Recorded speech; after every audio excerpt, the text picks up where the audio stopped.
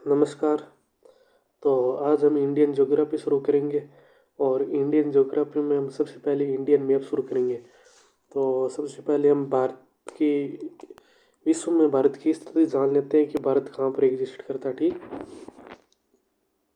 तो ये विश्व का मैप और इसी विश्व के मैप में ये जो बीच की रेखा है ना, इसे कहते हैं इक्वेटर।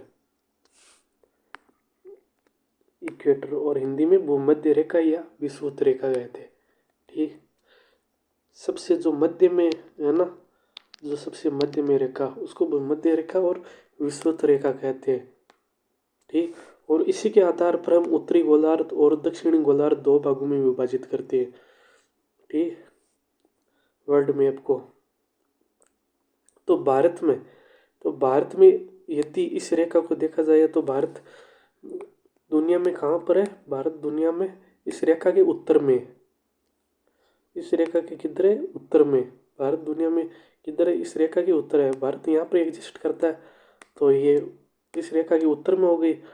ऊपर है, ऊपर उत्तरी गोलार्ध है और नीचे दक्षिणी गोलार्ध। ऊपर क्या है? उत्तरी गोलार्ध नॉर्थ, उत्तरी गोलार्ध, और नीचे दक्षिणी गोलार्ध साउथ। और ऊपर उत्तरी गोलार्ध है और इस रेखा के ऊपर भारत है, तो भारत उत्तरी गोलार्ध में। और फिर यह होगी अक्षांश रेखा। ठीक, अब यदि हम देशांत रेखा की बात करें तो सबसे बीच की रेखा है ना, उसके आधार पर सबसे बीच की रेखा है ना, ये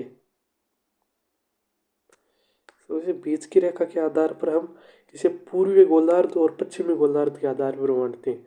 ठीक, तो भारत यदि ये बीच वाली रेखा जाए देखी जाए देशांतर रेखा, तो इसके आधार पर भारत किधर एग्जिस्ट करता है? भारत है पूर्वी गोलार्ध में, पूर्वी गोलार्ध में। तो भारत यदि भूमध्य रेखा के ऊपर उत्तरी गोलार्ध में, ठीक, और इसके पूर्वी गोलार्ध में, तो विश्व में भारत की स्थिति कौन सी हो जाएगी? उत्तरी पूर्वी गोलार्ध। विश्व में भारत की स्थिति कौन सी हो जाएगी? उत्तरी पूर्वी गोलार्ध। ठीक, अब हमने देख लिया कि एक मिनट, हमने देख लिया कि ये कौन सा है? भूमध्य रेखा। और भूमध्य रेखा के ठीक है यहाँ पर ऊपर है ना, यह है कर्क रेखा। कर्क रेखा ये कौन सी रेखा है? ये कर्क रेखा। और जो भूमध्य रेखा के ठीक नीचे है ना, यह है मकर रेखा। ट्रॉपिक ऑफ कैप्रिकॉर्न और ट्रॉपिक ऑफ कैंसर। नीचे वाली रेखा कौन सी है?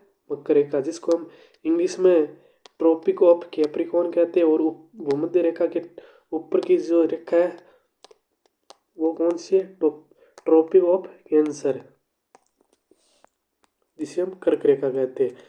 तो जो भारत में क्या, जो पृथ्वी पर जो सूर्य की किरणें पर सीधी पड़ती है ना, वो इन्हीं दो रेखाओं कर्क रेखा और मकर रेखा के बीच में ही पड़ती है।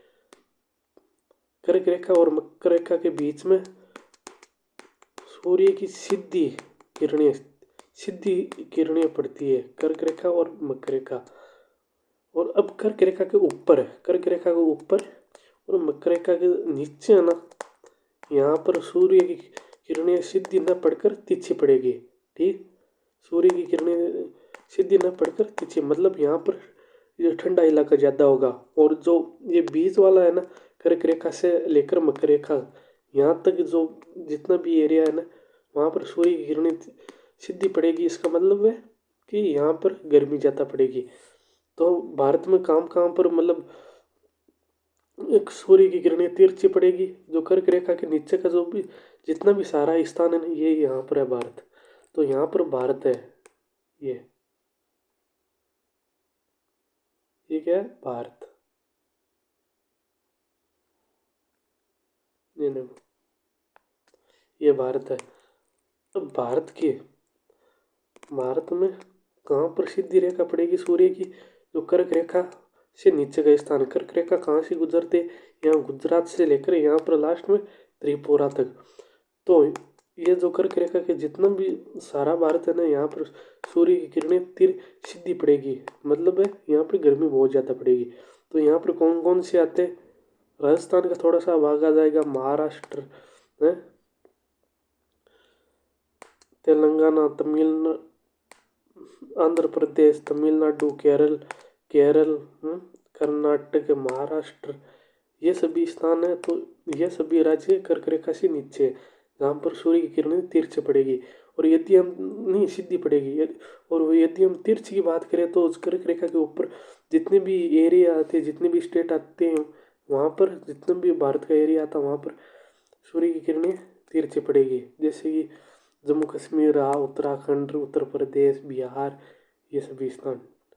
ठीक।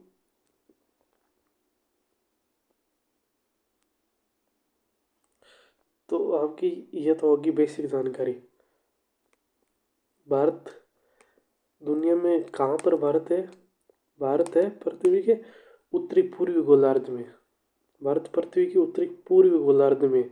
और भारत से कौन सी रेखा गुजरती है? कर्क रेखा गुजरती है। क्या भारत से विषुवत रेखा गुजरेगी या भूमध्य रेखा है या फिर इक्वेटर, कुछ भी मान लो, क्या गुजरेगी? नहीं, भारत से इक्वेटर भूमध्य रेखा नहीं गुजरेगी। क्या भारत से मकर रेखा गुजरेगी? भारत से मकर रेखा नहीं गुजरेगी। तो भारत से कौन सी रेखा गुजरती है? भारत से कर्क रेखा। और कर्क रेखा भारत को दो भागों में विभाजित करती है। तो कौन सी रेखा भारत को दो भागों में विभाजित करती है? कर्क रेखा। कर्क रेखा को इंग्लिश में ट्रॉपिक ऑफ कैंसर कहते हैं। ठीक।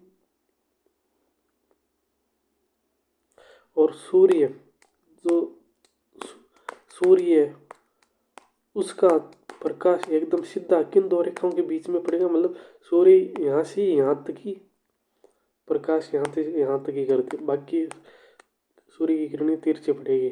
कौन से? कर्क रेखा से लेकर मकर रेखा पर। भूमध्य रेखा पर सूर्य का प्रकाश दो बार सीधा पड़ेगा। ठीक। सूर्य की किरणें दो बार सीधी कब पड़ेगी? भूमध्य रेखा पर। और कर्क रेखा और मकर रेखा पर एक एक बार। तो यह होगी हमारी बेसिक जानकारी। ठीक।